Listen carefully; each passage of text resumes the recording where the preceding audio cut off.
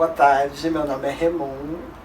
Eu sou um homem de cabelo encaracolado, uma bicha, na verdade, acima do peso, gordo, urso. Eu tô sentado em uma cadeira de madeira, na frente de uma mesa de madeira, ao lado da Renata.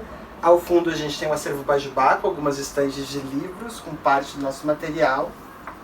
E tô vestindo roupas pretas, apesar do calor. Olá, eu sou Renata Carvalho, eu estou vestindo uma blusa branca, escrito LGBTQIA+, Power, saia laranja, eu tenho um cabelo abaixo dos ombros castanhos, olhos castanhos, tenho uma pele de vivência branca e estou nesse mesmo ambiente também. Então, Renata, bem-vinda, tua primeira vez no Acervo Bajubá. Sim, amei! Um pouco do que a gente pensou para hoje é conversar um pouco sobre o que a gente tem de experiência aqui no Bajubá. O Bajubá já é um projeto que tem muito mais gente além de mim, já funciona há quase 10 anos e a 2 está aqui na Casa 1. A gente trabalha com a memória LGBT brasileira, né?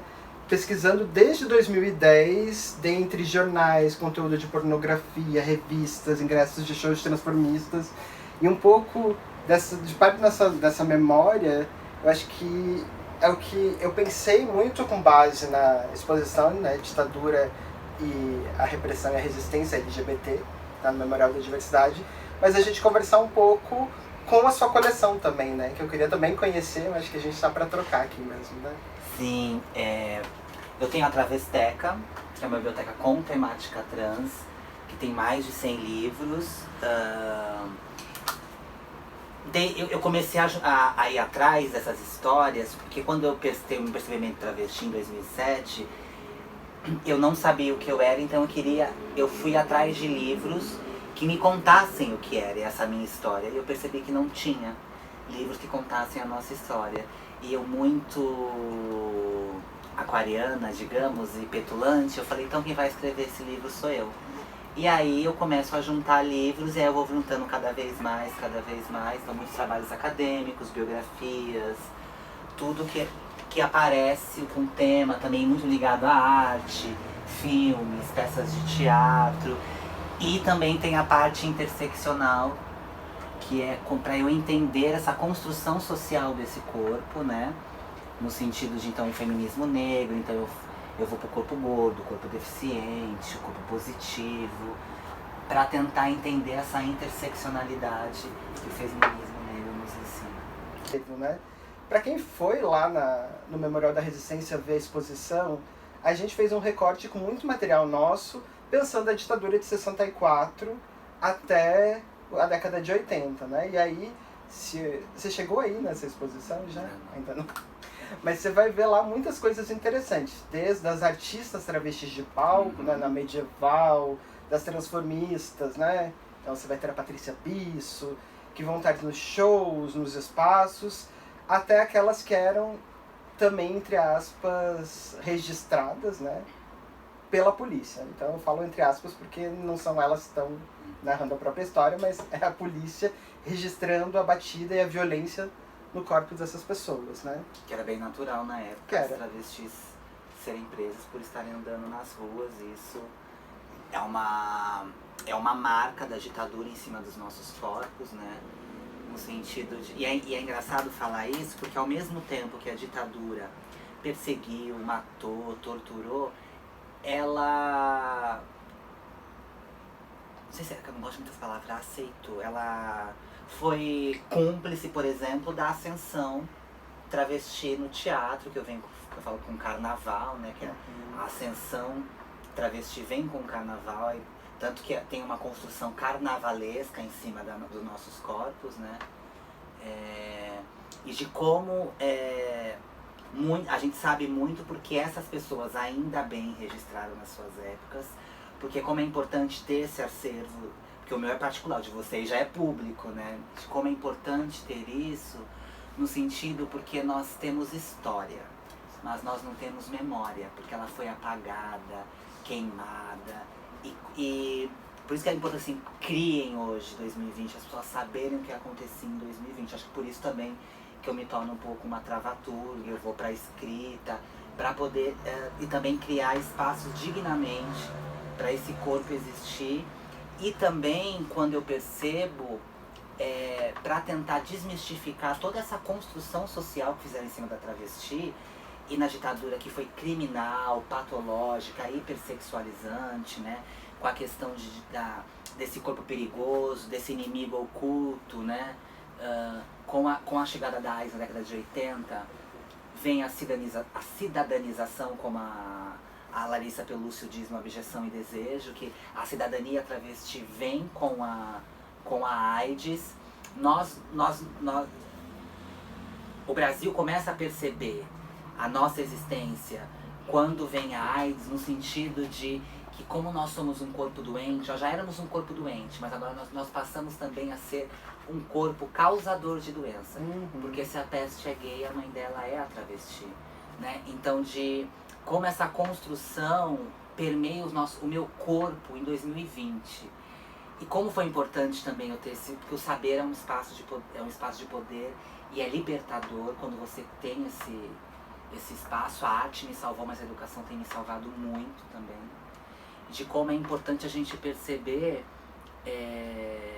porque essas narrativas viciadas, estereotipadas, elas não só influenciaram como as pessoas enxergam o que é ser uma travesti, mas ela também me influenciou do que é ser uma travesti. Né? Então, a gente já tem essa imagem borrada da travesti, né? Eu digo também muito isso como artista, que a arte corroborou com essa narrativa. A arte colaborou para marcar determinados corpos, para esse corpo não ser neutro na arte, como é um corpo travesti, como é um corpo gordo, como é um corpo de uma pessoa negra, né? Enfim. Mas acho que é muito legal que você trouxe dessas várias formas de a gente narrar o que são esses vestígios da produção dessa comunidade travesti que a gente tem, que é variada, e ao mesmo tempo que se produziu sobre ela, né? E você trouxe vários vestígios que eu vou te convidar também pra gente ver no acervo, né? O carnaval por um lado, a criminalização por outro, os shows, né? Shows de travestis, de transformistas nos teatros, a chegada do HIV. Mas uma coisa que a gente pensa muito aqui, antes de entrar, e que eu vou te convidar nesses todos os vestígios que você trouxe de maneira incrível, é pensar, a gente sempre muito com base nesse livro, que eu acho que estruturou a exposição, né? O Ditadura e Homossexualidades, acho uma questão um pouco nome, mas para além disso, acho que, né, nessas homossexualidades aqui tá se referindo a muito mais expressões de gênero e sexualidade. Eu não sei se também, desculpa te interromper, não sei se também tem essa questão de nós sermos um corpo muito ligado à homossexualidade. Então, nessa época, não que nós não sejamos hoje, mas nessa época eram todos homossexuais, sim, né? Sim, tinham vários outros nomes, realmente isso, mas tinha, né, as terceiristas. Né? Até o próprio show das travestis, o Scala Gay, que quando eu conheço o Scala Gay, eu já conheço na minha adolescência na Manchete, entreguei a idade, na Bandeirantes, agora na Rede TV. E pra mim era uma festa de carnaval. E aí quando eu vou pesquisar, eu descubro que o Scala Gay era uma peça de travestis. Sim. E que quando inaugurou, tipo, era 50 mil pessoas dentro e nossa, menti feio agora. Tipo, 4 mil pessoas dentro e 4 mil pessoas fora. Era um número, tipo, assustador, assim. E aí foi que aconteceu a ascensão. E aí tem o porquê nós somos um corpo curioso. Então, na verdade, nós já existimos desde tem essa questão de que nós não parecemos ser naturais, né? Então, parece que quando a gente surge, parece que a gente surgiu do nada, assim, sabe? E aí o Brasil tem um conhecimento, acho que na psicologia, a gente entra na década de 50, que começam a falar da gente, mas aí a questão muito transfóbica, excluir, só ficou na psicologia, para depois a gente voltar a falar de outras formas. Então, é nesse gancho que eu quero pegar contigo, porque é bem antes da década de 50 que a gente tem registro aqui. E é um pouco disso que eu quero conversar. Embora esse livro, né, e que a exposição traga de 64 até 80, o que a gente tem trabalhado muito aqui é entender que essa ditadura é continuada, né? E a gente vai encontrar na ditadura anterior, na década de 30, já vários estudos e várias representações no começo do século XX, pensando nessa arte travesti, ou como chamava, das imitadoras do belo sexo, né? Que é um nome eu acho super curioso. Estamos colocando luvas. Eu tenho que escrever, né? Descartáveis nas cores branca.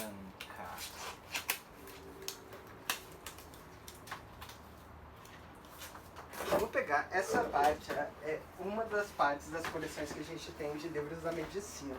Eu vou pegar alguns que estão trazendo, que é mais fácil pra gente registrar. Mas vou dar um dos exemplos, depois trazer alguns outros. Por exemplo, de uma obra, e aqui a gente traz a parte geralmente em conservação, porque são obras muito antigas. A exemplo dessa aqui, que vai ser uma obra da década de 30, ainda com o nome do Adolfo Lutz, que vai ser uma pesquisa feita dentro da medicina legal, investigando um caso de uma pessoa travestida do outro sexo. E trazendo, inclusive, anotações, dicas para interrogatório com essas pessoas. E isso na década de 30, né? Então, será que tem muito a ver por causa do Magnus, do Instituto da Psicologia, porque ele criou aquela carteirinha do travestismo, né? Pra nós não sermos presas na rua por estar trajando roupas ditas... Sim, nessa época, um pouco, a medicina legal tentava pegar as patologias sexuais e ir diferenciando, mas vinculando todas, né? Então existe o homossexualismo masculino, o feminismo, o travestismo em alguns lugares, mas vinculado também à ideia de pedofilia, que a gente tem até hoje, sadismo. E a gente vai ter nessa década de 30, eu vou deixar aqui do ladinho, se você quiser dar uma olhadinha, várias obras que vão visitar esses corpos, né? Esses corpos que nem você bem disse, o que a gente chamava de homossexualidades, mas que não diziam que hoje a gente fala. Loucura isso. A situação de Édipo é maravilhoso. Como ligam também, né? Não, totalmente. A questão do gente, não é cara pelos... Não é, não. Não é. Às vezes, como a medicina, ela legitima a escravidão, enfim, como as ciências humanas foi criada para isso, assim, gente, é de uma... Mas é interessante. Desejo de cura. A Muito gente atual, hein? A gente vai ter várias dessas experiências, né? E é interessante que a primeira vez que eu te conheci indiretamente, porque eu sou fã seu já no anterior, foi numa apresentação de uma peça tua no auditório da Faculdade de Medicina. E aí é super interessante eu revisitar isso e ver sua peça ali no meio, né? O como existe uma resistência naquele espaço, um espaço onde a gente teve muita produção sobre esses corpos que não encaixavam em questões de gênero e sexualidade. Uhum. Dessa mesma época, vou pedir para você ir guardando só, Sim. questões de preservações. Uma outra obra que é carioca, que é essa chamada Homossexualismo e Endocrinologia, de 1938, e aqui o médico Leonídio Ribeiro, que era muito vinculado à Delegacia de Polícia do Rio de Janeiro, apreendeu 198 pederastas passivos. Pederastas passivos. Passivonas. Passivonas, minhas amigas. Lembrando que a gente não está falando do que hoje a gente entende como homossexuais, né? Para tentar identificar que corpos são esses, ou como os corpos desviam essas normas, né? Será que porque podia ser... porque travesti era talvez um homossexual passivo? E aí é super interessante, porque aqui a gente está falando de uma ditadura. É como a gente está falando na Era Vargas, o como eu avalio o corpo dessas pessoas.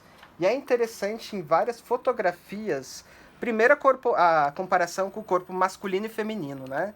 Então, o problema, seja psiquiátrico ou da endocrinologia, é que os pederastas passivos, aqui nomeado como homossexualismo, né? São pessoas que trazem no corpo essa confusão, né? E é interessante que, um pouco mais pra frente, não só é feita a comparação entre corpos de homens e mulheres, mas entre corpos de brasileiros e estrangeiros, e entre corpos brancos e negros. E aí Um pouco a coisa animalesca, né, que nós temos. Exatamente. Seria mais ou menos, aqui a gente está falando de um racismo e de uma ideia LGBT-fóbica dentro da ciência, tentando estruturar da onde que vem esse desequilíbrio hormonal. Vem de problemas genéticos, de problemas endocrinológicos. E isso tem a ver com uma ideia higienista de raça também. Uhum. Tanto que eles vão chegar, inclusive, a comparar tamanhos de pênis, que seriam pênis muito grandes ou muito pequenos, assinalariam formas de desequilíbrio. Uma das fotos que eu acho fenomenal é essa aqui. Não se sabe, que a gente não consegue relatar se seria o que hoje a gente chamaria uma pessoa, né? Travesti, não binária, homossexual, era tudo a mesma, mas era uma profissional do sexo, da raça negra, ao qual elas tentaram, né, os médicos tentaram apresentar na ginecomastia bilateral, ou seja, na mama, tentar extrair leite para mostrar o quanto a endocrinologia, os hormônios dessa pessoa estavam desequilibrados. O interessante é que a gente está construindo aqui, e isso na década de 30, já na década de 20 isso começa, mas na década de 30 isso bomba, a ideia de entender o que a polícia, que corpo a polícia tem que perseguir. E quando você fala que a questão das travestis é muito próxima da questão das bichas afeminadas, né, dos pederastas passivos, tá aqui, é uma instrumentalização no corpo do como identificar. E a ditadura de 64 vai reaprender com isso, de outra forma, já com uma outra cabeça, mas as travestis vão sempre carregar parte desse conhecimento, porque né? Na ditadura a gente era presa pra ver o nosso grau de periculosidade, né? Exatamente. Que vem esse corpo que já é culpado, né? E é super interessante que no mesmo palco onde você se apresentou lá na Faculdade de Medicina, em 1938 teve um dos primeiros congressos da medicina legal, nesse mesmo espaço de memória. E foi uma das primeiras vezes no Brasil onde foram apresentados estudos de biografia dentro da medicina, tentando identificar quem eram os pederastas passivos aqui de São Paulo. Então eu vou pegar 2 estudos dessa época super interessantes. Esse aqui. Pode apresentar 2 estudos. Esse foi apresentado em 38, depois desse congresso que eu te falei, e ele é colocado dentro de uma publicação e é chamado Estudos Biográficos de Homossexuais, Pederastas Passivos, na capital de São Paulo, em 38 e 39. E aí traz costumes, hábitos, apelidos, gírias. Então pegam, e eu trouxe algumas fotos reproduzidas, ao que os médicos chegaram aqui no Paissandu e pediram fotos e tiraram e fizeram ensaios de pessoas pederastas passivas, né? E aí a gente não tem como saber se, né, travesti, bicha, afeminada, aqui de São Paulo. E é interessante que aqui a gente já começa a escrever nesse corpo não só as características, mas os hábitos, gírias, o bajubá que utilizavam na época, né? E como a gente tem uma perseguição da polícia tentando entender e estruturar quem que são essas pessoas, né? Um outro caso muito interessante, que também é de 38, é esse caso aqui, também da Faculdade de Medicina aqui de São Paulo, chamado Interessante Caso de Homossexualismo Feminino. Diferente de alguns casos que a gente encontrava de, principalmente, pessoas com práticas homoeróticas e negras, como o Febrônio, que eu acho que é um caso mais emblemático, né? E o próprio Amaral, daqui de São Paulo, que vinculava a coisa do racismo com a coisa da homossexualidade junto com a coisa da sodomia ou da pederastia, da necrofilia. Falava, essas pessoas são perigosas, né? O Trevisan fala isso. O caso da ER, ou dessa pessoa chamada ER, é um caso interessante porque a gente vai encontrar uma outra figura. Uma pessoa que procura a faculdade, o Instituto de Psiquiatria, para virar homem. E a ER era uma pessoa que se vestia dentro de, né, indumentárias masculinas, se identificava como homem, e aqui nesse estudo era colocado como um potencial perigo negro, porque poderia seduzir a juventude branca. Essa pessoa não cometeu nenhum crime, não foi julgada, nada disso, diferente de outros casos que a gente pode discutir. Essa pessoa simplesmente não se reconhecia como mulher, e por ser negra, nesse corpo, era tido como um risco. E é interessantíssimo como... enganar as donzelas brancas. Exatamente, né? E aí a gente pode pensar o quanto nessas décadas, dentro da ditadura Vargas, a gente está instrumentalizando como identificar esses corpos e como punir esses corpos, né? E nessa época ainda a gente está tendo algumas referências, eu vou te mostrar depois do outro lado da produção cultural, mas isso aqui também está respondendo a alguma coisa que está acontecendo, né? Os médicos não resolvem simplesmente vamos começar a produzir. Mas essa obra que é de 47, a gente já está falando quase quase chegando perto da ditadura, né? Lembrando que aqui já acabou a ditadura Vargas em 45. Tá? Final da Segunda Guerra Mundial. Exatamente. Mas aqui eu gosto muito desse livro, porque ele traz uma síntese desse projeto de encontrar no corpo as marcas do desvio sexual e de gênero, né? E Body language. Total! E que depois ele é muito descritivo disso. Ele é um professor da Faculdade de Medicina aqui da USP. E ele vai fazer uma síntese muito interessante de dois corpos. Do corpo homossexual masculino, e aí você pode entender as travestis aqui no meio também. E do outro lado, o corpo da mulher masculinizada. Ele chama até de hermafroditas aqui, né? Porque a ideia de bissexualidade que ele trabalha aqui seria: todos nós que estamos nesse grande grupo somos algum desvio, né? Alguma problemática de desenvolvimento, seja hormonal, seja genético, não importa.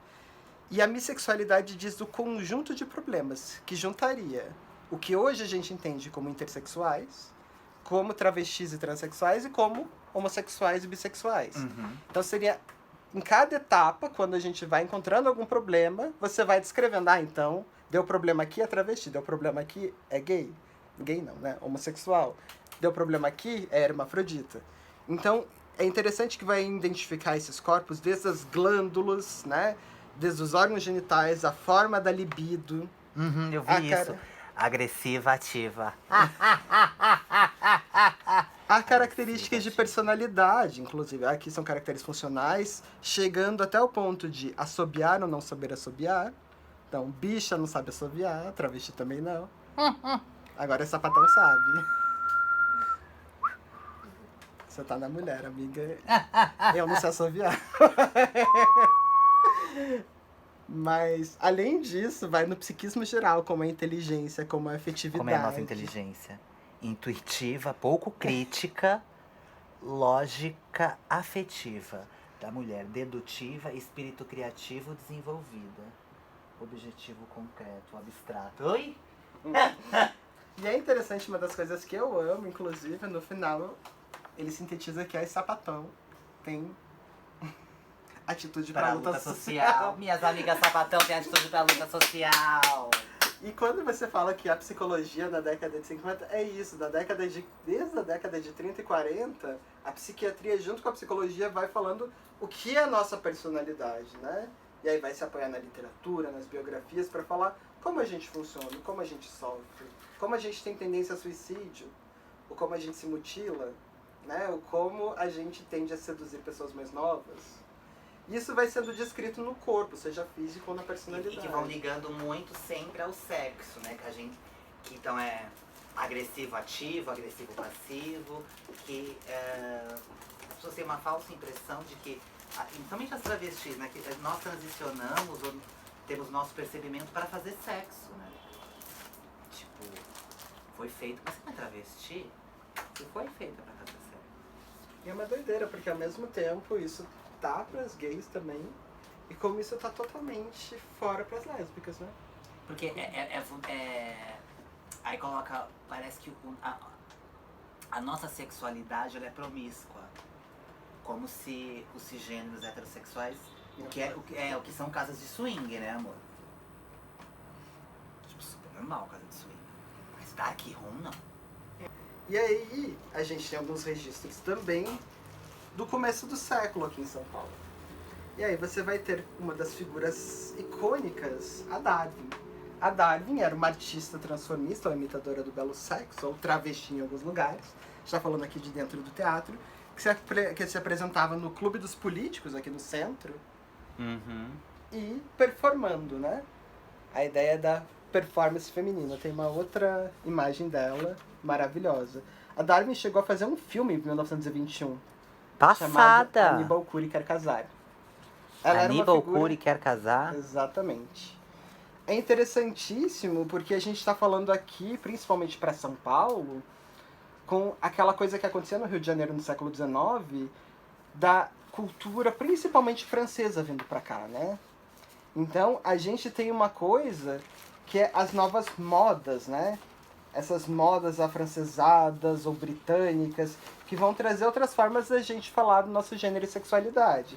Um dos exemplos é essa revista carioca da década de 20, que vai trazer essa coisa, né, dos maricas almofadinhas. Pensa Mari de Andrade, né, aquela pessoa mais pó de arroz, ruge, mais sensível. E a Melindrosa, que é aquela mulher que dirigia, fumava, tinha roupas répteis. Pouca gente sabe, né, mas a versão feminina do marica seria as Ursos. Ou os Ursos, né? E outra que falava disso seria essa moda que tinha entre as mulheres na década de 20, chamada garçonizando-se. Do francês garçon, né? Masculinizando-se. E brincavam com esse hibridismo de classe média, principalmente dos liberais, né? Da gente ter novas práticas de entender o sexo e o gênero, né? E isso traz uma liberdade muito maior. Para a classe média, a gente vai ver isso direto em São Paulo. Aí tem várias notícias que trazem as almofadinhas, as melindrosas, o triângulo, não vou meter muito a disso. Mas, ao mesmo tempo, a gente vai encontrar na prostituição também o palco, a performance, a maquiagem, o gesto. Uhum. Você tem um novo jeito de ser mulher. E ser homem também, porque tinha performance do transformismo masculino. Uhum. Né? A Fátima Mires era uma das maiores transformistas que se montava como homem. Na década de 20, se apresentando em São Paulo aqui. Então, era uma efervescência cultural que vinha dessa importação europeia, né? A gente é colonizado nisso também. Parece. Que, para a classe média ou para o sexo, aceita. Né? Aqui não se chama travesti, mas são esses corpos que a gente identifica depois décadas como travestis, né? E isso é um pouco do cenário que a gente está falando. A cultura europeia, a formação principalmente da República aqui do Brasil, no final do XIX, começo do século XX, de entender, ao mesmo tempo que eu tenho uma cultura que fala, experimente, seja diferente, isso é legal, isso é possível, né? Esteja no mercado sexual. Ao mesmo tempo fala a polícia, não tanto assim, não é para todo mundo. E o interessante é, se na década de 20 não era ditadura ainda, né? Era anterior, isso era permitido, quando dá 29, crise econômica, ditadura a gente tem. 45, a gente vai encontrar de 45 até 64, outras efervescências que você falou um pouco, né? Uhum. E aí eu vou te trazer uma das figuras que é o motivo porque a gente começou a pesquisar a memória travesti transformista. Mentira. No acervo. Não sei se você conhece, pode abrir, fica à vontade. Deixa eu separar esse material. 53. Ivana era uma das mais famosas imitadoras do belo sexo. Ou transformistas aqui, ou travesti, o termo nessa época transitava entre essa performance que está no teatro. E trabalhando muito com esse mistério e mística, né? De tipo da sedução desse corpo ambíguo, né? Mas ela sai na capa da revista Manchete, uma revista de circulação nacional e aclamada pelo seu trabalho artístico, né? Se a gente teve na década de 20 a Darby, né? A Ivana, e aí tem ela montada e ela não montada, né?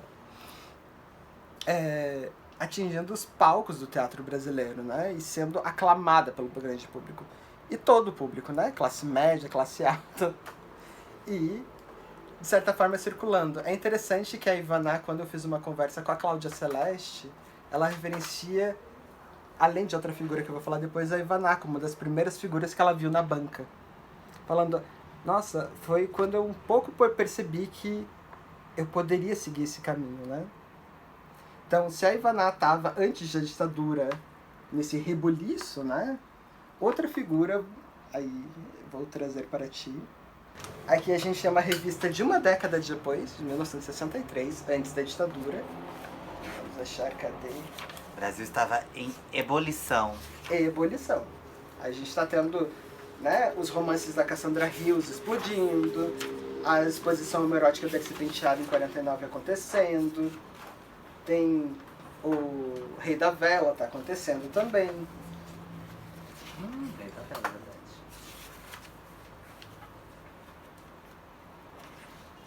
Vamos ver, cadê?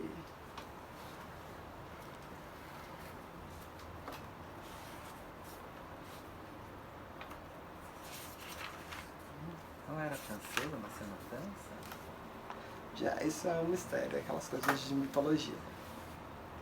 Cotinelli. Cotinelli! A Igreja Católica odeia ela. Cotinelli francesa. Sim. Vem para o Brasil na década de 60. Uma década... Eu vou te pedir só cuidado com... Imagina. Essas coisas é coisas de... Eu já sou naturalmente fresco. Mas as coisas já servem mesmo. Cotinelli vem e fica no Copacabana Palace, trazendo principalmente a ideia de... a fantasia e o mito da transexualidade no Brasil, né? Cotinelli tinha se submetido a uma cirurgia e ela aparecia como uma das maiores vedetes, né? Ela também seguia muito esse caminho do, né, teatro, da vedete, do glamour, né? Mas ela tinha essa mística de ter passado pela operação e ser nomeada como uma mulher, né? Uma mulher de verdade. E ela causou um burburinho quando ela chega no Brasil, assim. E é interessantíssimo porque essas duas figuras pré-ditadura vão falar de novo, se eu falei na década de 20 bem rapidamente dessa ebulição, antes da ditadura também estava tendo isso, né? A gente vê um pouquinho na exposição, mas... Casos como esse. Será homem ou será mulher? Pessoas que estão nesse limiar, sejam experiências intersexuais ou experiências travestis, e que constantemente estavam na mídia desde a década de... Na verdade, da década de 30, mas na década de 50, por conta, né, da Europa, das notícias que estão vindo para cá, esses casos cada vez estão mais na mídia. Tem um pesquisador de Minas Gerais, o Luiz Morando, que tem investigado vários desses casos, né? Mas é interessante para entender como as pessoas tinham acesso, seja de maneira difusa, né? Mas isso ajuda a gente a entender como a ER chega em 38 pedindo para um psiquiatra para virar homem. Como esse desejo é possível, porque isso está circulando na mídia. E esses corpos existem. Ainda nas histórias, da história que a gente tem produzido é muito pouco, né? E quando a gente vai entender a ditadura, em 64, são essas pessoas que o Estado vai se organizar para perseguir, né? Então, é um pouco desse começo, eu quis trazer um pouco para trás para falar. 64, a gente retoma tudo, e de outra forma, né? Já tá cheio de aparato, né? Para a parte da ditadura, como já, né, a exposição traz muitos desses fragmentos, eu pensei em trazer algumas outras coisas que a gente tem e que acabaram não entrando na exposição, que eu acho que, principalmente pensando na memória travesti, ajuda a trilhar aqueles caminhos que você já apresentou pra gente no começo. Então, o primeiro delas vai ser o teatro, né? O teatro da década de 60 e de 70. Então, a gente vai ter desde as Divinas Divas, né? Então, aqui é uma capa da revista com a Rogéria. Maravilhosa! Olha isso, gente. E o programa do Gay Fantasy, da peça de teatro. Mentira! Olha isso, que raro, gente. Gay Fantasy. Rogéria em Gay Fantasy, amor. Rogério também era... Bibi Ferreira, maravilhosa. Josinho 30, viado que precisa de uma biografia urgente. Não é? Rogéria. Olha a Heloína dos Leopardos. Tá, querida. Marlene Casanova. Que loucura, gente. Samantha. Samantha é super pouco falada. Concepção visual só do Joãozinho 30. Kiriaki. Kiriaki. É importante lembrar que o Gay Fantasy teve várias montagens, né? Então a Jane participou, outras pessoas participaram. Mas esses programas são super, super, super raros, né? Nossa, gente, isso aqui é raríssimo. Ao mesmo tempo a gente vai ter no polo oposto, né, como uma outra produção do teatro de esfumaçamento de gênero e sexualidade, que você pode contestar, porque não é exatamente travesti, mas entrava para o público como uma peça do Dizzy Croquettes.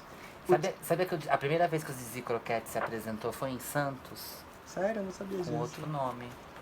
Porque na época que lá era o auge, né, dos shows, Calbi Peixoto, na Boca de Ouro, né? Imagina, na época dos navios. É interessante que eles eram colocados como os andrógenos, né? Essa categoria de... Ah, porque pintavam o rosto, né? Tinha toda uma... E tinha marcas do masculino, né? O pelo, né? Coisa junto com a maquiagem. Os NB, né? Na época não tinha nome, mas agora... Essa ela é capa só, não tem reportagem com ela. Não quero mais saber de brigas. Só porque não falava que era bicha, gente. Foi tirado à força do armário no Super Pop. Ai, da Luciana, né? Eu vi. Nossa, um programa super culto. Eu adoro. Nossa, eu me informo tanto. Outra dupla da ditadura que tá na Brincadeira, exposição, gente. Eles falam que acham que é verdade. e que se inspira também nessa estética de croquete foi o Les Étoiles, que é as estrelas, né? Que era uma dupla que fez sucessíssimo na França. Não conheço. Ah, Eles cantavam, eles eram brasileiros, fizeram ainda como Rolando e Luiz Antônio aqui no Brasil, sucesso. E aí na França eles foram quem levou a nova MPB pra lá. E aí eles se montavam pra performar no palco. ó, né? jogo de sombra e luz, como avançou na maquiagem. Vocês perceberam, né? Ainda bem que o jogo de sombra e luz, maravilhosas! E é interessante que foi o público francês que deu o nome Les Étoiles, que é as estrelas em francês, né? Chica Chica Boom. Não conhecia. E cantam em português? Isso. Mas também chegaram a cantar em francês? Será? Desconheço. Mas aparentemente, sim. Jeanne La Fontaine, né? Que incrível! Mas as estéticas do teatro e da música, né? De performance de gênero. E aí a gente Porque vai... a arte pode tudo, né? Tem no livro da Rogéria, tem uma que eu já amo essa mulher, Fernanda Montenegro, mas quando a Rogéria não sabe se ela quer ir pro teatro, se ela poderia fazer teatro, né, sendo uma travesti, e a Fernanda Montenegro fala, é óbvio que você pode. No teatro você pode sim, ser quem você quiser. Aí se a gente vê um pouco do Rio, essa ela era a galera de São Paulo também. Isso em 76, quando o Celso Cury lança a Coluna do Meio, saiu na revista Isto É, com imagens da cena aqui de São Paulo. Autor da frase, a normal é comer macarrão com arroz. Que incrível, hein? E a ideia da cena de São Paulo é... Quem é aqui? Não tem registro.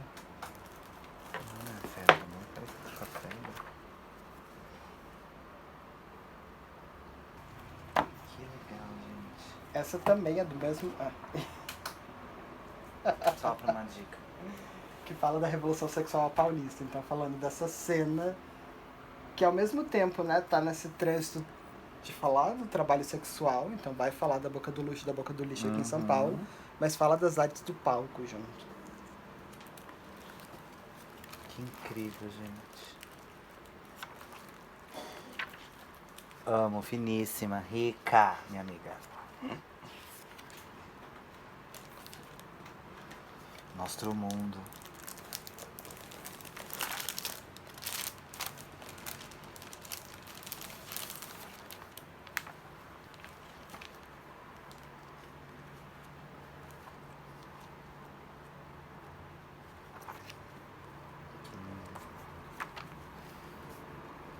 Ele e ela que fez. Nossa. E se por um lado a gente tem isso no palco, trouxe um outro exemplo da Rogéria, né? Capa de revista, esse é só um exemplo mesmo. Então. Fatos e fotos. A curiosidade nas 60, 70, que foi quando parece que o Brasil falou assim, nossa gente, elas existem. E essa dicotomia é muito doida da gente ver no teatro ao mesmo tempo, né? O glamour, a contestação e às vezes a paródia, né? A coisa que a gente tem dos caricatos até hoje, né? Que é um limiar muito grande saber quando é feito com uma persona de respeito ou quando é, né, um preconceito em si no palco. Essa foi a adaptação da Gala das Loucas, né? Jazz Gomes.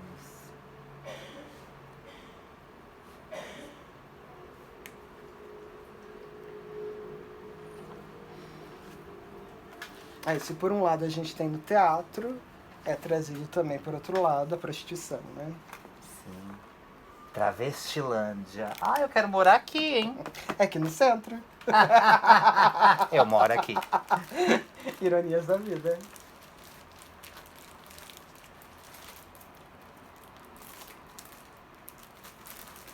Esse cabaré é maravilhoso.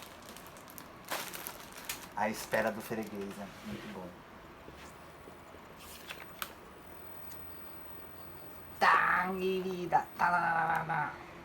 Os poucos travestis que se operaram estão hoje em dia quase loucos. Como também tem isso, né? Essa de que as pessoas, quando... coisas que nos libertam, que nos salvam, é dito como... Quando a gente se passa pela cirurgia, vai ficar louco. Ou então os hormônios vão nos matar. Ou então na arte sempre tem alguma doença ligada... Então eu vou ter um câncer de próstata, por exemplo. Um homem trans, câncer de seio, sabe? Alguma coisa que ligue a sua... E aí teve no Revelação, que eu uso muito isso. O que nos liberta não nos mata. Exatamente como você falou. Você vai ter essa reportagem também, já da década de 80, trazendo a coisa do silicone, né? Esse propagandeamento de tipo, silicone sendo colocado de maneira errada, risco de vida. Como esse pânico mesmo da modificação do corpo e de uma moralização muito doida. É realmente perigoso, realmente mata, mas de como eles colocam nesse lugar da loucura, em vez de tentarem, de alguma forma, reduzirem esse dano, né? Isso é uma maravilhosa. E usa Carla! Eu imagino que você deve ter sofrido, mulher. Nesse lugar gordofóbico. Os mortos que falam. Ai, que horror.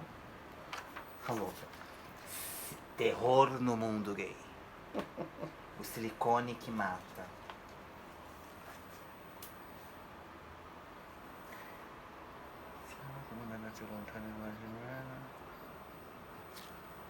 À direita, uma das vítimas fatais ficou industrial, Ronaldo, conhecido como Solange. É dicotômico, né, uma notícia dessa, porque a gente sabe que mata, mas de como tem sensacionalismo nisso, né? E colocar isso como, de certa forma, errado, né? Essa que é a questão. Você desejar um corpo diferente. A máfia do silicone. Sim, porque daí tem a perseguição das cafetinas também, né? Esse eu acho que talvez seja o livro que é mais exemplar da gente trazer para falar dessa dicotomia entre, por um lado, um Estado militar que quer falar que a medicina não pode, né, que você não pode fazer intervenções, e profissionais da medicina que, dialogando com outras Ele foi preso, né? Foi preso por fazer mutilação. Sim. Farina estava antenado com a discussão internacional. Em 73, você tem a despatologização da homossexualidade, as cirurgias de redesignação já estavam sendo realizadas em outros lugares desde a década de 40, 50.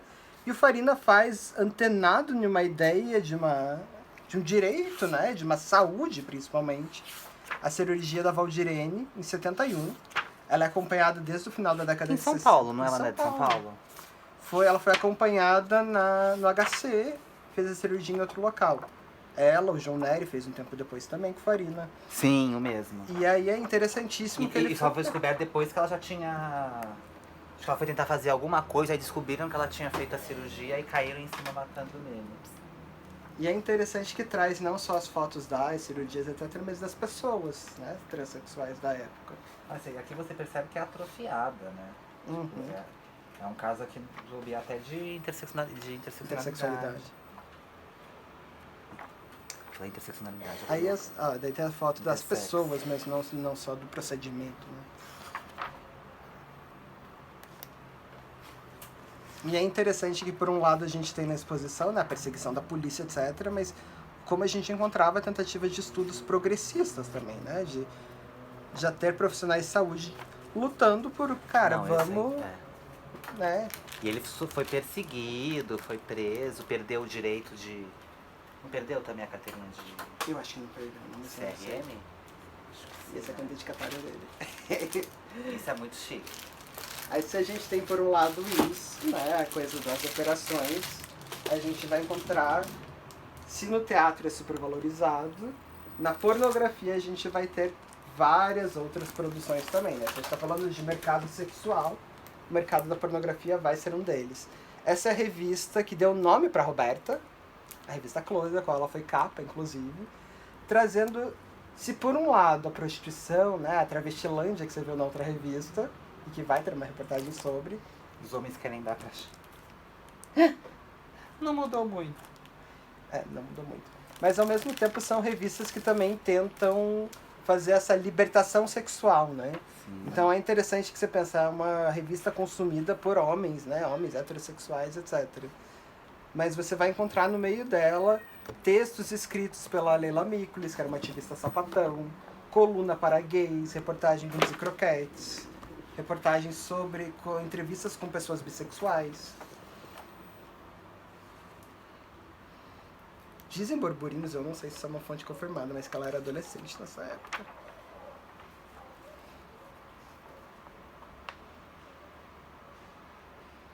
Nossa, ela literalmente parou o Brasil. Parou. Ela parava o Brasil. Pra você ter ideia, chegam a utilizar a coisa da fantasia Roberta Close, como o Pasquim falando,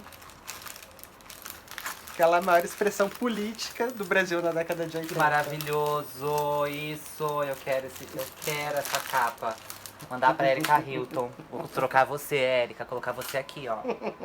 Ou a Malunguinho também, pode ser as duas Ericas. Eu quero uma travesti na presidência!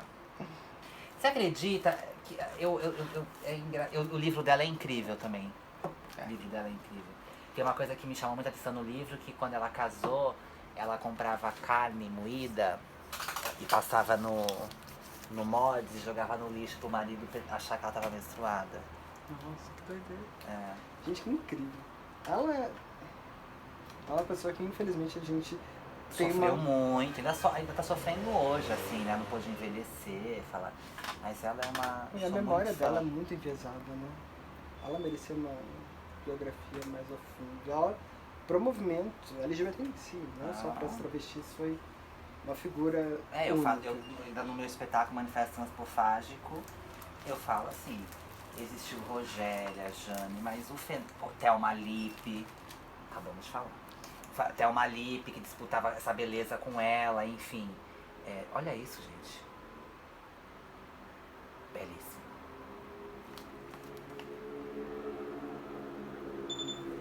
Me acho que é um pouco parecida com ela. Aleca! Quem dera, né, gente? Olha isso. Maravilhosa. Eu lembro que, assim, nossa, quando ela aparecia na TV...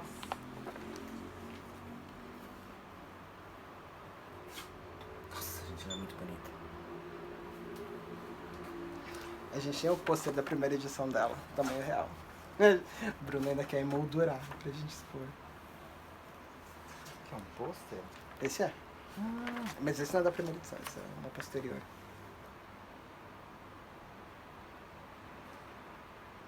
Porque ela também teve essa coisa da transição, né? Da erotização pré-transição e pós-transição. Imagina. Eu não sei como que ia ter crescido com... Ela não podia sair na rua, né? Era uma coisa tipo...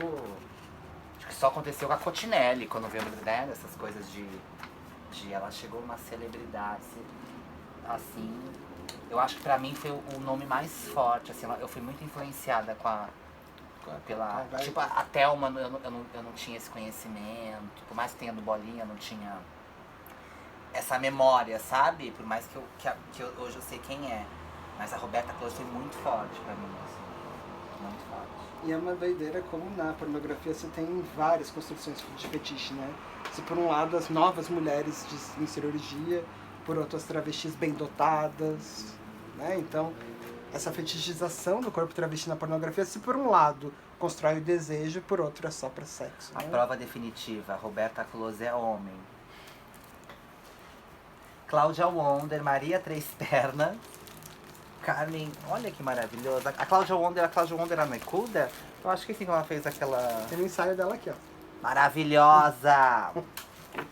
Não é ela aqui não, viu? Não. Mas eu vi o ensaio dela.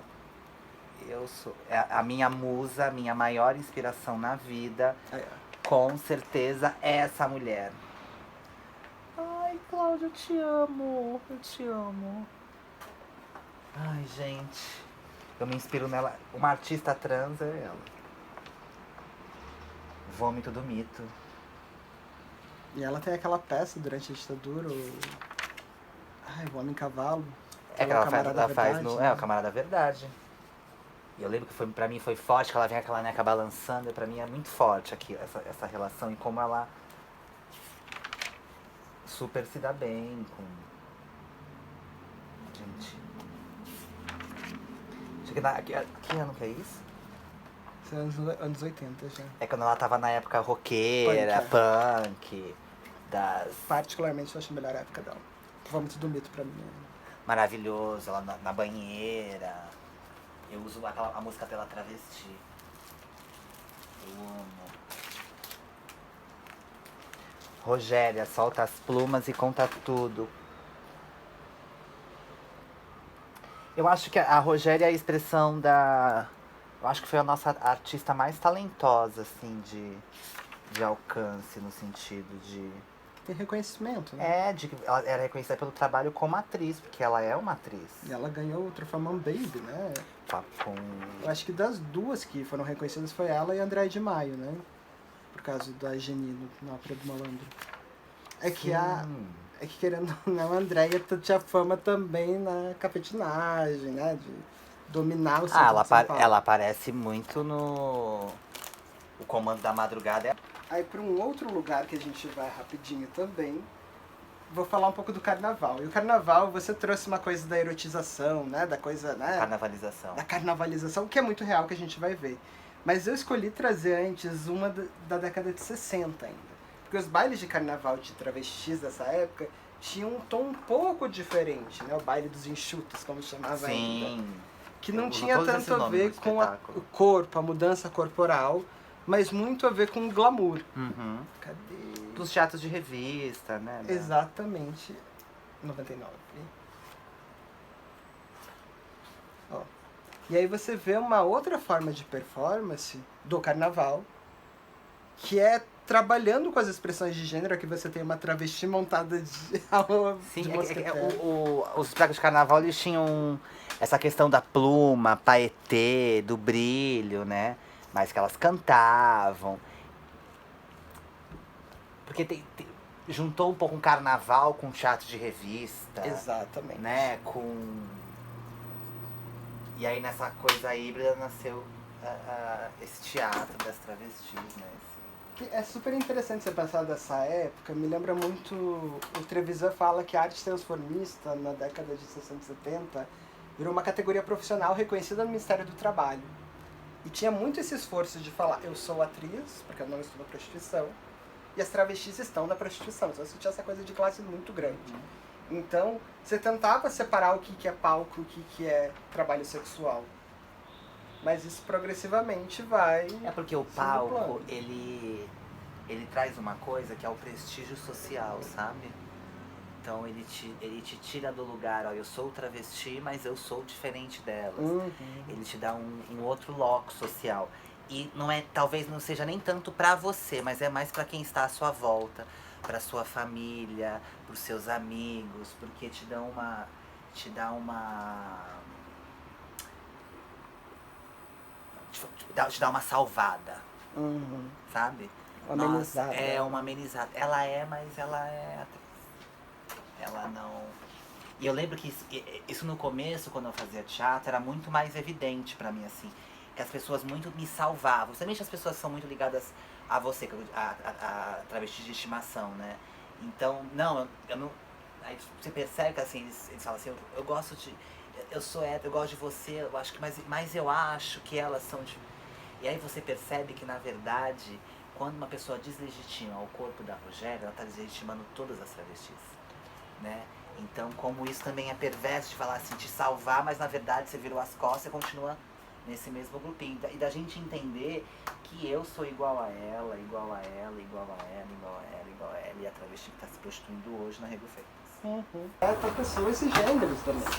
É a questão da representatividade, né? Esse poder deste corpo presente e que carrega todas essas marcas e que fica nítido, assim. Acho que quando nós vemos quando eu vejo, eu lembro quando eu vi Ferda de Córdoba no Jô Soares, eu chorava em casa, assim, porque eu disse assim, é possível, eu posso ser atriz, sendo travesti, né? Então tem esse lugar da legitimidade, né? Eu percebo isso quando hoje eu estou do lado em cima do palco e viajando, de como, tipo, no dia que você falou tanto lá da apresentação na medicina, o quanto aquelas pessoas quando subiram no palco, todas aquelas pessoas se sentiram representadas porque tinha uma travesti sendo recebida na escola de medicina. E olha que eu neguei a apresentação lá, viu? Porque o lugar que eu tenho mais medo de apresentar foi na medicina da USP. Porque vai levantar um louquinho lá com bisturi e me dar uma... Eu apresentei em presídio e não apresentei lá, fiquei com medo. Depois de muito insistir, a gente foi pra lá. Por isso, quando eu acabei, eu dei aquela fala, tipo, cortante. Porque aí eu falei assim, é possível, você diz que você pode ser outra coisa. E eu acho que a representatividade, essa história, assim, é a gente tentar parir futuros possíveis, né? De onde todas as existências podem caber. Por isso que nós estamos na época do traviarcado, onde todos os corpos são naturais e tudo bem ser gordo, tudo bem ser travesti com pelos, tudo bem ser travesti sem peito, com pau, homem de buceta com peito, sem peito, enfim. Essa liberdade de ser o que se é, né, e se aceitar nesse corpo. E isso é difícil, assim, como nós vamos aceitar uma coisa, eu preciso achar outra palavra, como nós vamos amar uma coisa que é tão odiada? Como é que eu vou amar a mim mesma se o meu corpo é uma vergonha? Se o meu corpo é endemoniado, se o meu corpo é sexualizado, é perigoso, é criminal, é doente. E isso são todos escopos deles. Como eu vou ser uma pessoa gorda e vou amar o meu corpo se as pessoas dizem que o meu corpo não é legal? Como é que eu vou ser uma travesti se eu sair... E são coisas que... eu costumo dizer que a nossa autoestima ela está numa areia movediça, assim. Então ela pode ser muito fácil ainda. A Joyce Best fala do empoderamento, né? O empoderamento é você ter o entendimento do que é o seu corpo e o que o seu corpo causa no mundo. Não que isso vai te salvar, mas pelo menos você vai ter um entendimento. E foi quando eu tiro a responsabilidade de cima de mim. Eu falo assim, nossa, os meus pais não falam comigo, não é porque eu sou uma pessoa ruim. Eu não tenho amigos, não é porque eu sou uma pessoa ruim. É porque as pessoas se afastaram de mim por eu ser uma travesti, né?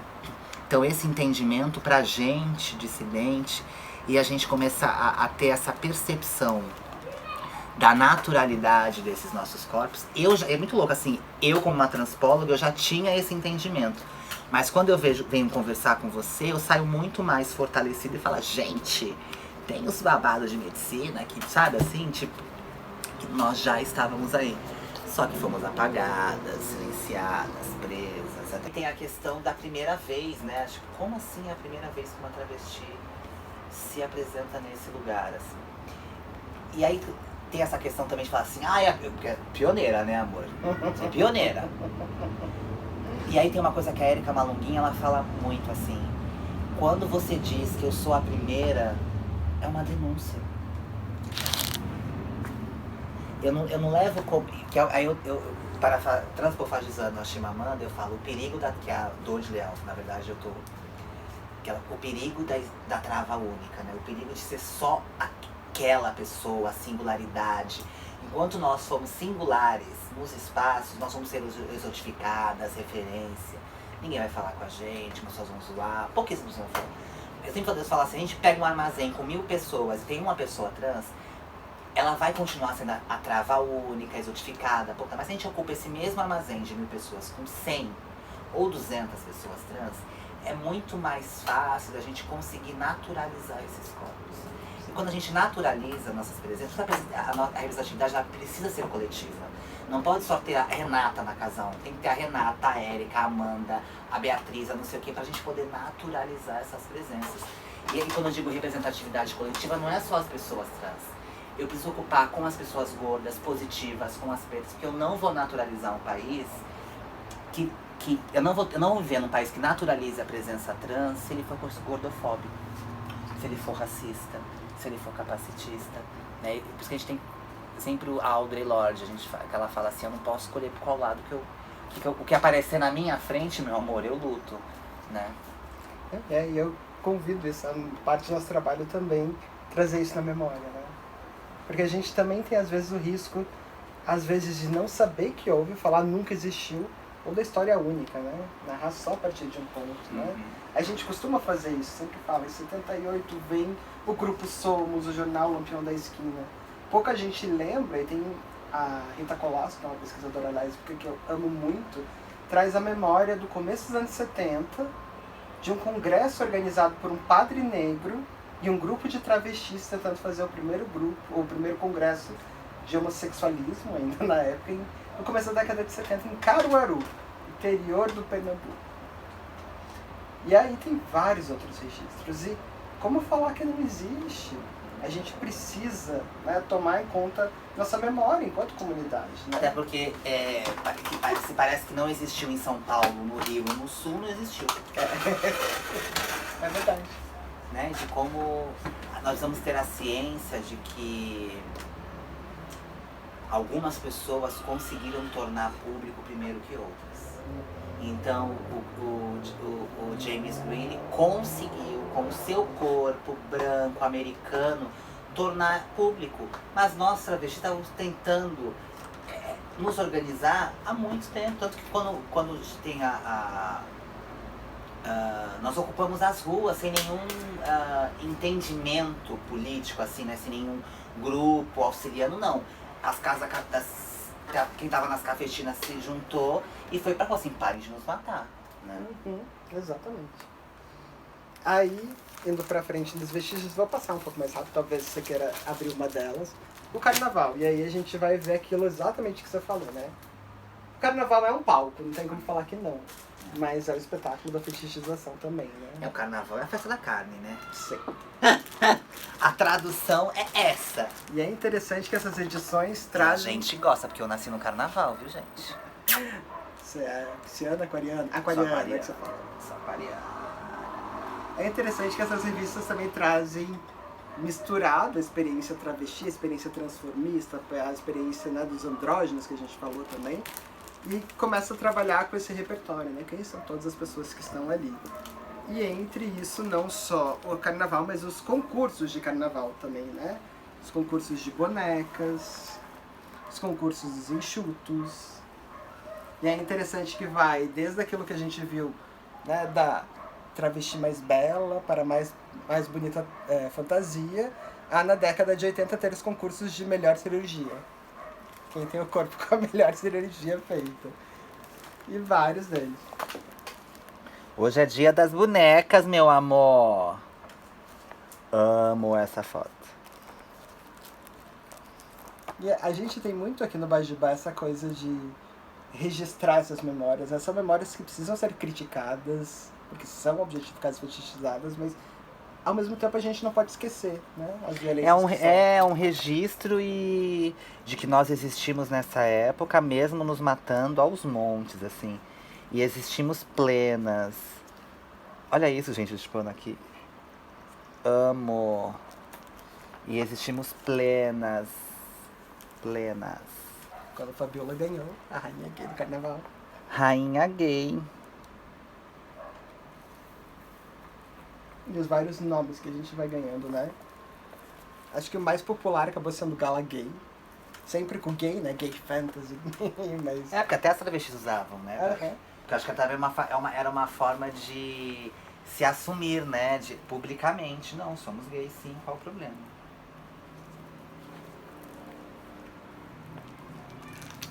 Vai pintar campeão. Eu amo. Gente, olha esse. Tá, querida?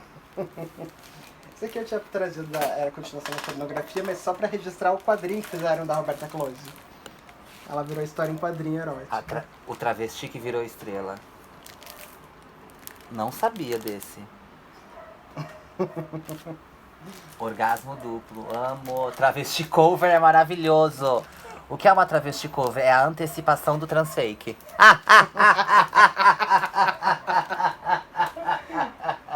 Aí se a gente passou pelos vestígios do carnaval, outro vestígio que eu acho que tá mais representado na exposição, nos nossos materiais, principalmente da polícia, mas mesmo na mídia pornográfica homossexual ou na mídia homossexual em geral, a gente tem esses registros também, né? Então, a Operação Tarântula sendo uma questão aparecendo... Essa foto da Operação tá sempre marcante. Para os homossexuais de maneira geral, né? Os homossexuais. Essa é de 79. 79 não, desculpa, 80. A revista Rose é a primeira revista com nu masculino no Brasil, publicada em Curitiba. E ela tinha uma perspectiva... que fala que teve vários nomes, né? Depois, Operação Rondão, Operação... Tarântula. A Tarântula foi a mais... Que a Tarântula, na verdade, durou uma semana, né? Uhum. De tão violenta que ela foi, mas aí ela... As coisas, né? Vai mudando de nome. Igual no Brasil, a gente não trabalha o problema, a gente muda o nome. Que é muito mais fácil. E aí, o que vai aparecendo suboperações, né? Por exemplo, essa Operação Sapatão. Que ia atrás das lésbicas, especificamente. Mas, das minhas amigas, deixa as lésbicas. mas nessa edição das lésbicas também tem cenas registradas... Ah, tá dentro de outro plásticozinho. Operação Sapatão é maravilhoso, quer dizer... Das travestis na delegacia. Da coisa, né, da humilhação de você retirar a peruca, expor o corpo. Querem ver? Sempre. E essa exploração do corpo que nós vemos na questão da polícia, a arte também leva. Essa questão da revelação, de mostrar o pênis, sempre tem essa narrativa comumente, assim, E é engraçado, mas não é a mesma coisa quando são com artistas cisgêneros, sabe? Mesmo quando eles fazem papéis trans. Não tem a cena revelação, agora no nosso sempre tem. É porque daí você acha que é só o personagem, né? A personagem. Então, e aí são, tipo, no Bicha Travesti, da Lin, agora no Para Onde Vão as Feiticeiras, da Eliane Café que eu faço, que é o Gabriel Lodge, o próprio Laerte, enfim, de como é necessário ter essa cena. Então tem um filme português, agora esqueci o nome, assim, geralmente quando escolhem homens, pegam... Aí tem a questão da revelação da peruca, você vê aquele cabelo de homem batidinho, bem cortado, enfim, de como esse desnudamento que foi pra mídia, né, porque na questão, isso também vai pra arte, assim, de como fazem questão de eu preciso mostrar, provar, sabe?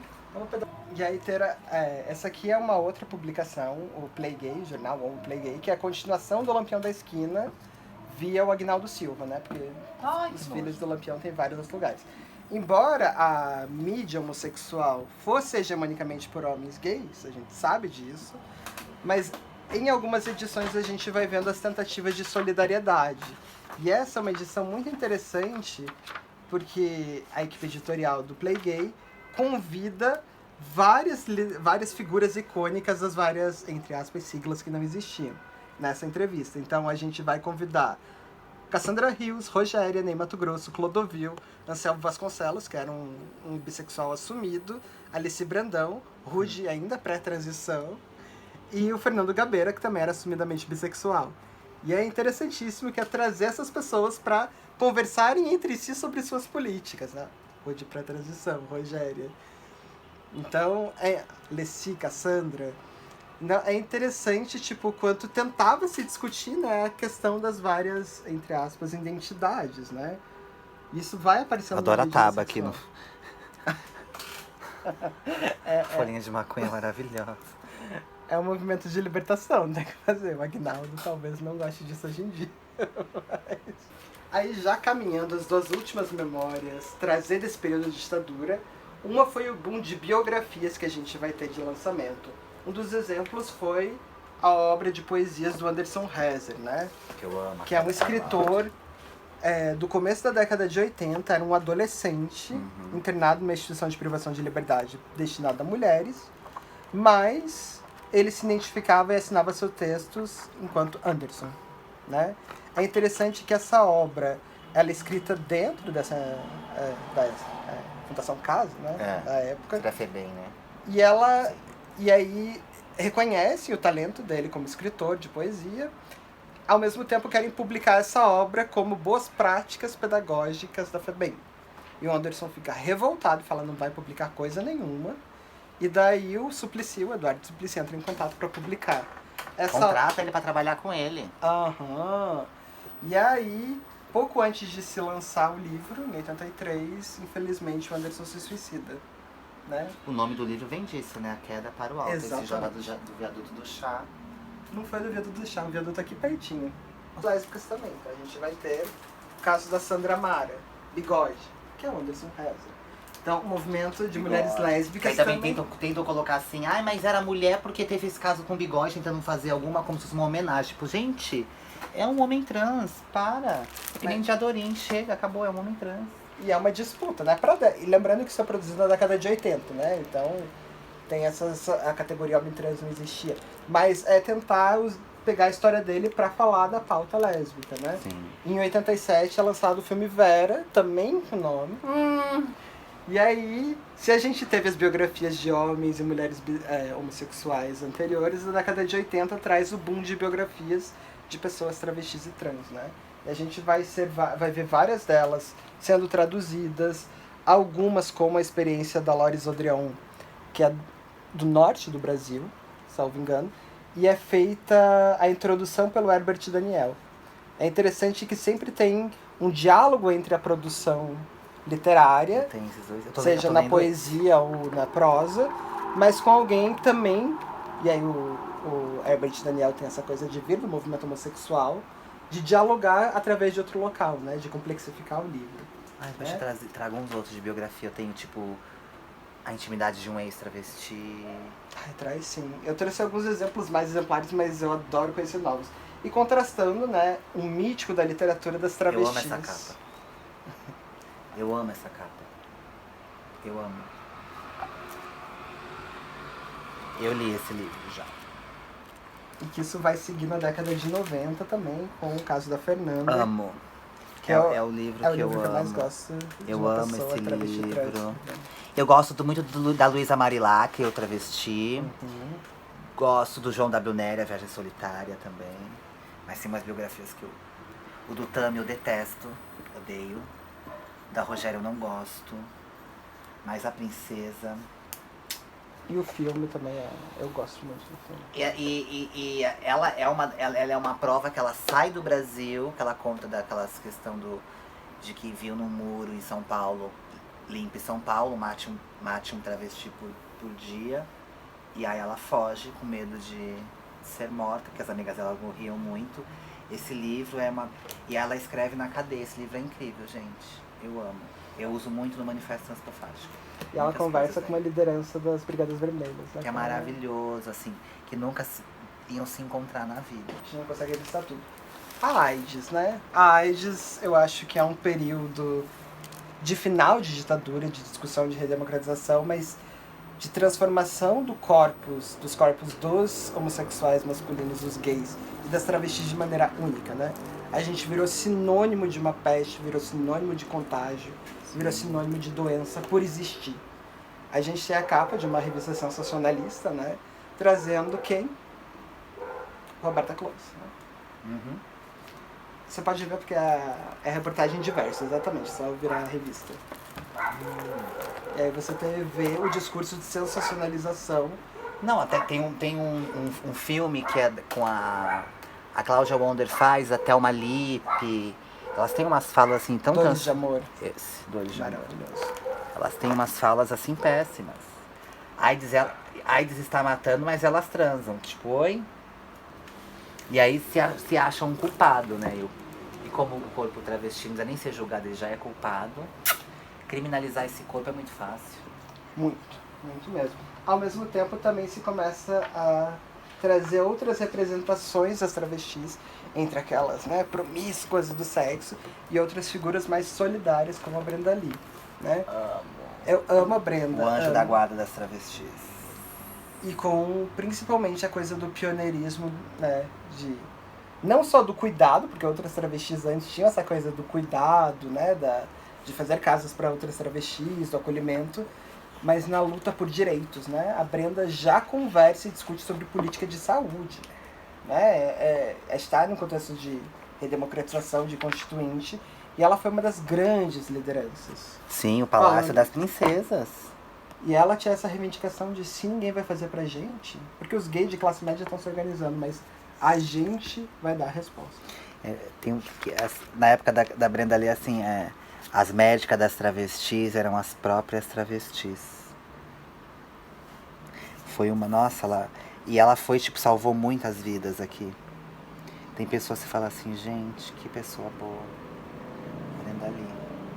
E é importante que o boom da AIDS, né, a gente tem na discussão da Constituinte muito a coisa dos gays e das lésbicas debatendo direito nos grupos deles e delas, e as travestis cada vez mais sendo colocadas de lado, né, porque construir uma ideia de cidadã travesti era quase impossível na década de 80. Um gay e uma lésbica, talvez, a gente vê isso no Triângulo Rosa bastante, né, mas na década de 90, em resposta a isso, já num período de, né, democracia, a ANTRA surgindo, outros grupos, novas representações, então, de travestis negras, aparecendo grupos de travestis negras. Tem alguns... Isso já é pós-ditadura, né? Mas ainda é o legado das respostas à AIDS, né? Esse é um livro de campanha de prevenção, mas debatendo já a questão da negritude, né? Em todos os livros, esses acadêmicos, a gente encontra algumas coisas comumente nesses livros. E todos aparecem. Todos têm medo de chegar nas travestis. Todos. E todos falam disso nos livros. Todos foram bem recebidos. Fala-se no livro. Todos falam como elas foram prestativas, mas eles falam essa questão do medo, da violência muito presente, de como eles acabam humanizando quando eles começam você percebe no livro que vai se humanizando quando eles vão tendo contato com essas pessoas, né? E ela fala da questão da cidadanização, que a cidadania travesti veio, né? Talvez porque também tem aquela questão assim, o governo se interessou pela gente, mas não pela gente. Se interessou porque eles achavam que nós éramos transmissoras da AIDS. Então vamos cuidar daquelas pessoas que a gente nunca cuidou na vida? Tanto que a primeira política pública do Brasil para pessoas travestis no Brasil foi em 2004, pelo governo federal. E veio através da AIDS. Muitas travestis como eu, como Giovana Cardoso, veio como agente de prevenção voluntária. Como eles trabalhavam com a questão dos pares, ainda bem, então eu fui cair como agente de prevenção, e de como eu estava conversando com a Giovana, e de como nós, né, quando nós nos tornamos agentes de prevenção e trabalhamos com travestis na prostituição, trabalhei durante 11 anos, de como nós somos, é até engraçado falar, mas de como a gente é meio rainha, de como a gente é meio quero ser igual, porque e muitas começam a ter um entendimento político através da AIDS. Você falou rainha, eu vou pedir rapidinho. Esse é um dos boletins de uma associação de travestis que vem da luta contra a AIDS, chamado Princesa. E é interessante como você já tem enunciação dessas pessoas, né? Um debate político, um meio de divulgação de boletins, né? A cidadanização que você fala é uma aceitação por um lado do Estado, mas mais do que isso, né? Essas pessoas agenciando uma nova forma de política. Elas estavam fazendo política já desde o começo do século XX, a gente falou. Mas agora falando de Estado, discutindo política pública, né? Astral. E engraçado que o movimento político começou com... Não sei se era Astral, não. Acho que foi Renata, Rede Nacional de Travestis. Depois foi pra Astral e depois Antra. Começou com Renata. E falando nisso, esse livro aqui é maravilhoso porque a Larissa Pelúcio, ela faz uma coisa inédita que nenhum desses outros livros tinham feito. Ela fala com os clientes das travestis, que eu vi agora, eu lembrei disso aqui. Simpatizantes de travesti. Aí tem umas histórias, então tem um cara que conta assim, a primeira vez que ele foi transar com uma travesti, ele saiu correndo, parou numa praça, no chão assim do jardim, e começou a chorar. E aí que ele fala assim, mas depois eu voltei, não adianta. E de como esses homens também se sentem culpabilizados por gostarem da gente. Na década de 2000 foram chamados de teloggers, né? Tem uma publicação da década de 2000 que era uma coluna só direcionada a homens que amavam travestis, que compartilhavam essas dificuldades. Mas, Renata, a ideia um pouco, a gente era trazer isso através do acervo, do processo, esses vestígios, né? Você trouxe o carnaval, o teatro, a perseguição policial, né? A AIDS. A gente tem várias formas e construções, né? Dessa memória travesti, dessa memória transexual também, né? A gente foi conversando, né? Com as nossas irmãs e irmãos trans. E aí é super interessante pensar isso, né, como uma potência dessa memória. Eu trouxe mais esses fragmentos e eu adorei as suas teorizações, suas contribuições em relação a isso, né. E super aberto, o acervo sempre. Sim, vai ser a travesteca. Totalmente. Agora. Sabe uma coisa, Renata, que eu fiquei pensando? Eu queria muito te perguntar, porque a gente passou por várias memórias, né? Mas você trouxe vários livros, principalmente trazendo o que você falou de interseccionalidade. E eu queria muito ouvir como você pensa nesses atravessamentos, né? Como nessa memória a gente não encontra corpos negros tanto, precisamente. E eu fico curioso, porque tem vários, né? Pode voltar a me falar. Sim, então na verdade eu tenho muito mais interseccionais, né? É que quando eu começo a pesquisar o corpo trans, e aí eu descubro o feminismo negro, eu descubro com o feminismo negro um livro, primeiro de Jamila Ribeiro na minha vida, santista, maravilhosa. Eu descubro esse livro da Carla Cutirene, eu te amo, que é interseccionalidade. Agora não é mais o que é interseccionalidade, é só interseccionalidade porque eu comprei a coleção já antes, mas agora a coleção tá vindo assim, tá vendo? É diferente. E aí eu percebo que o meu corpo está ligado a um corpo gordo, a um corpo positivo, a um corpo imigrante, a um corpo velho, a um corpo de uma mulher negra. E aí eu vou num movimento negro que é super organizado e cientificamente, com as pensadoras negras. E aí com o feminismo negro eu consigo conceituar a questão trans. Então, por exemplo, com a Juliana Borges, que é minha amiga, que eu amo, com o encarceramento em massa, junto com esse livro do Guilherme, Travestis e Prisões, o da Jaqueline Gomes de Jesus, também fala sobre que ele nos mostra que dentro do lugar mais abjeto da sociedade, que é o presídio, nós somos abjetas lá dentro. E aí eu percebo o encarceramento em massa na ditadura militar, eu falo, nossa, o nome disso é encarceramento em massa. Aí eu vou no racismo estrutural para eu entender a transfobia estrutural. Eu amo, gente, Silvio Almeida, eu quero casar com você. É verdade. Aí não pode beijar por causa do corpo, mas beijei, gente, já beijei o Silvio. Ai, Silvio. É o seu livro, tem problema. É o meu livro também. E aí, ele pra mim, esse livro é incrível. E aí ele tem um capítulo que eu amo, que aí eu fiquei mais apaixonada pelo...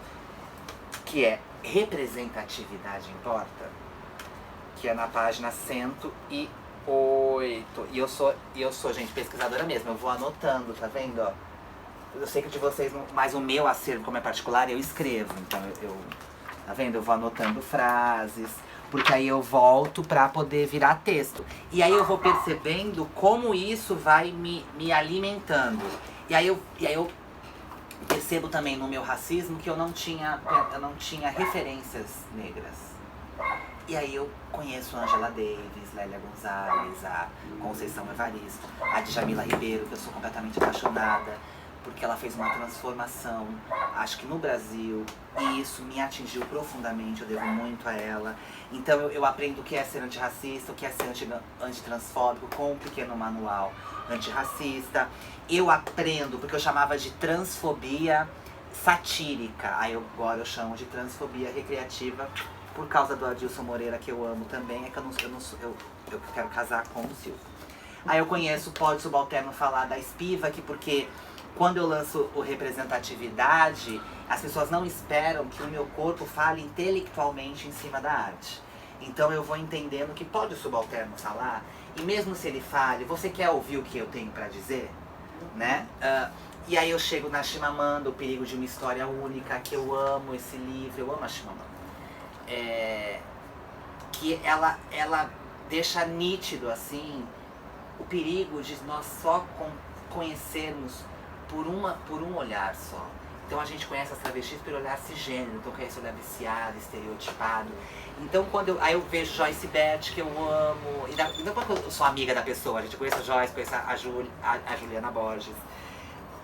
O lugar de fala para você ter um entendimento, as pessoas...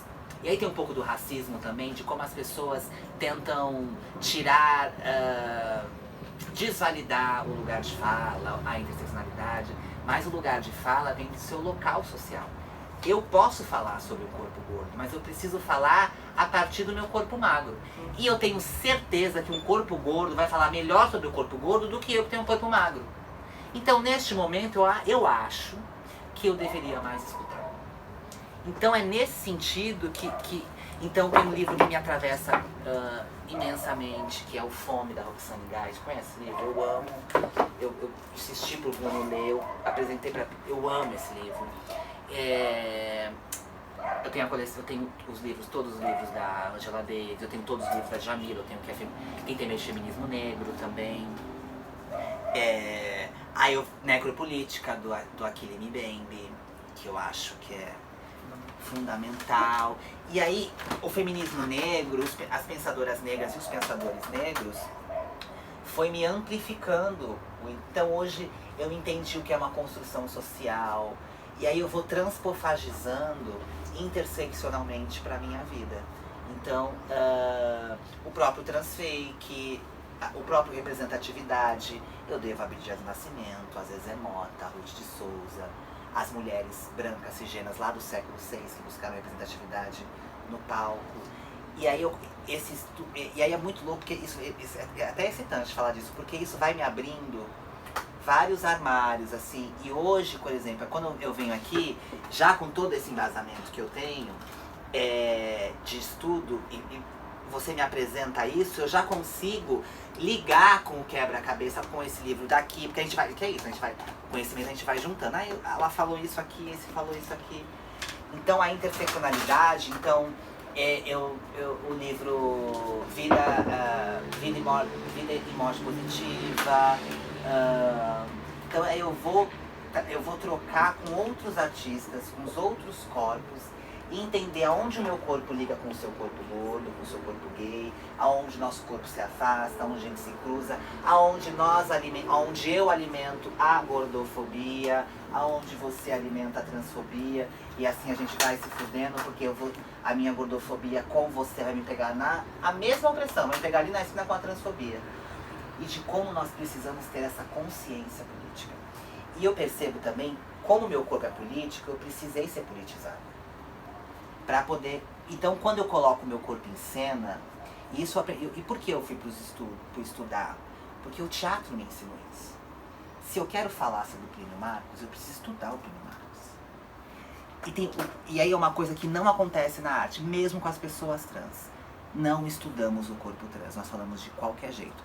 Eu costumo dizer que o corpo trans e o corpo gordo são os únicos corpos que ainda sofrem preconceito, transfobia, gordofobia diariamente, em todos os lugares, e é natural. Dentro da igreja, vai no TV um programa sobre astrologia e solta uma gordofobia lá naturalizada. Então, de como nós precisamos parar com esse discurso de a gente alimentar essa opressão também que nos oprime, né? E de como eu, uma travesti higienizada, atriz, vou ter preconceito com uma travesti periférica que se prostitui porque ela se prostitui, e eu acho que eu sou melhor que ela porque eu não me prostituo, porque tem essa questão da moral da prostituição também, que é péssima. Não há nada demais ser prostituta. Eu amo as minhas amigas prostitutas. O movimento travesti deve muito às prostitutas. Mas nós só somos contra a prostituição compulsória, né? Então, de como nós precisamos... porque eu também percebo que essa luta é pedagógica, né? E que eu ainda na minha vantagem social, eu preciso ter a paciência para poder tentar desmistificar, desfolclorizar toda essa construção, que eu tento de alguma forma trazer isso com a minha arte.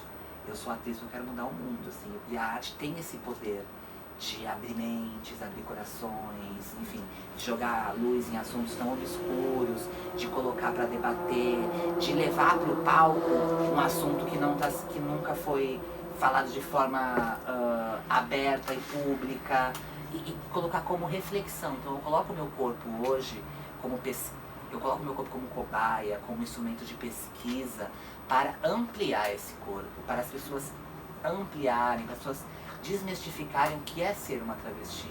Quando nós falamos a palavra travesti, o que vem na sua cabeça? É isso que vem na sua cabeça que eu sou, independente se está parecido comigo ou não. Né? Eu só tenho a agradecer, na verdade. Eu acho que a gente busca muito no acervo, muito inspirado no que você fala, não tentar dar voz, mas conseguir ouvir a produção das travestis. Porque vocês produzem muito, né? Tem um dos grandes ensinamentos da Cláudia, que você falou, da Cláudia Wonder, no livro que está atrás de você, por isso que eu vou pegar rapidinho. Uau! Eu amo. Vocês sabiam que o Representatividade nasce nesse livro? Sério? Não sabia não. Na entrevista com ela e a Thelma Lippe. Mas tem um livro que eu acho muito legal, tem um texto que ela publica nesse livro, que é muito legal, que fala da a cultura LGBT, na época ainda não é LGBT. E ela fala que o que dá uma unidade a todas essas identidades e siglas é a arte travesti. A travesti é o grande ícone da nossa comunidade.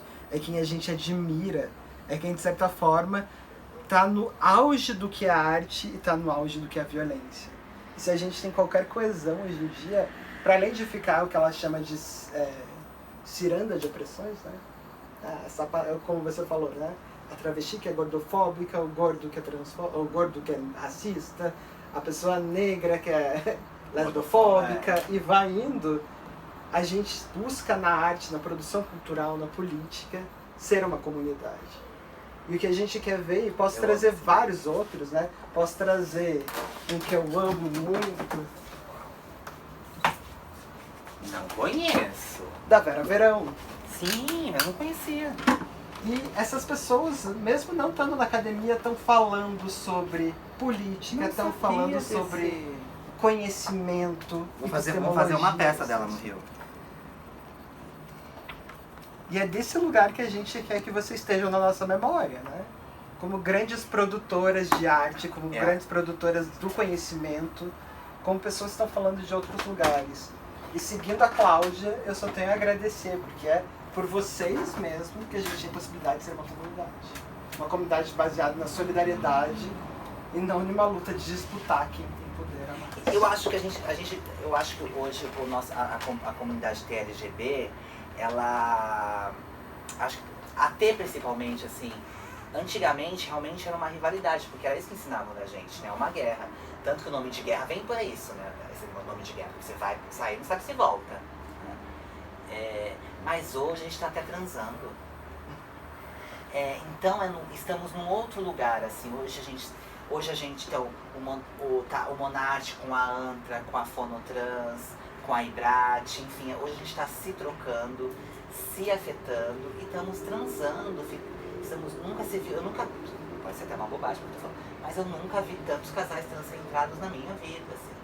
Né? Então, de como está mudando, eu falo muito que não é nenhuma questão de está mudando, já está mudando, está em curso. Olha nós aqui fazendo isso. Está mudando, a mudança é lenta, gradual, mas quando a gente lançou Representatividade Trans em 2017, a gente já vê mudanças significativas, inclusive na estrutura, na arte.